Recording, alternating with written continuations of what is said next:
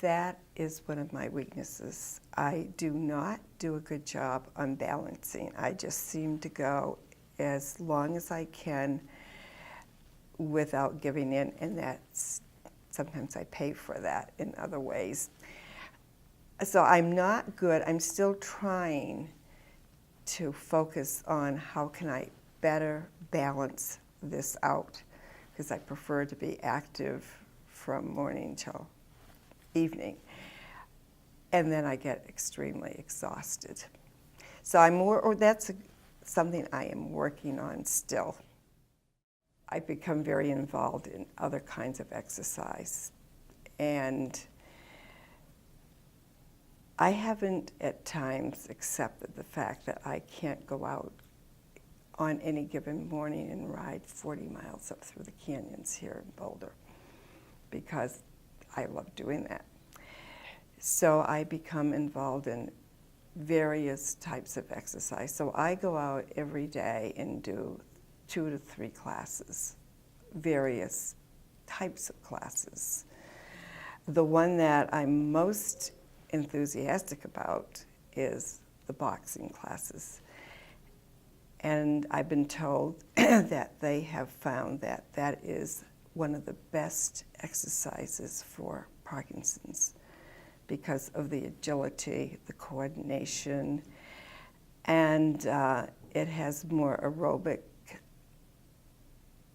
in the program than some of the other classes. And then dance, because that's to music, has taken, so I've filled up with these other types of exercises. Yoga, a boot camp for Parkinson's, dance for Parkinson's, boxing for Parkinson's, and I don't think I can fit too much more into the weekly schedule. I have a wide range of friends with different interests. So I haven't just gone to the Parkinson's community. I keep that as I reach out a lot to people in that I'll invite them in to my home for dinner or lunch, or invite them to go other places. And they, in turn, of course, are reciprocal in inviting me to dinner or to do other things. My biking community has not left me behind. The one group I belong to, a ski and outdoor club, and have for years. And I was very active in that as far as serving in various offices, like president and social director for years.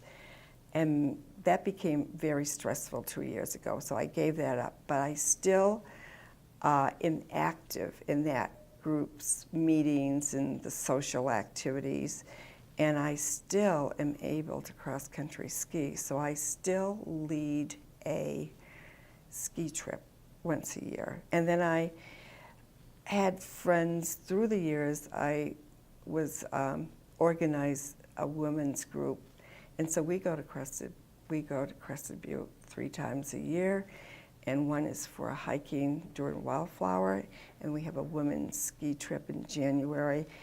And those activities I can still participate in, and they are not related to Parkinson's. So I still have, maintained a social interaction group beyond the Parkinson's community, and I've tried to keep that intact. I have to say that is something that I'm not looking at realistically, because I'm saying I'm never going to leave my home. I'm not going to go to a senior living facility. I am not going to assisted living. I'm going to try to avoid that. And so I have this very narrow viewpoint of the future. having and looking at others in the community, I know that might not be realistic. But my attitude is keep focused on what you want to do and try to work within that. For instance, if I can't maintain everything to stay in my house by myself, well, what can I do to stay there?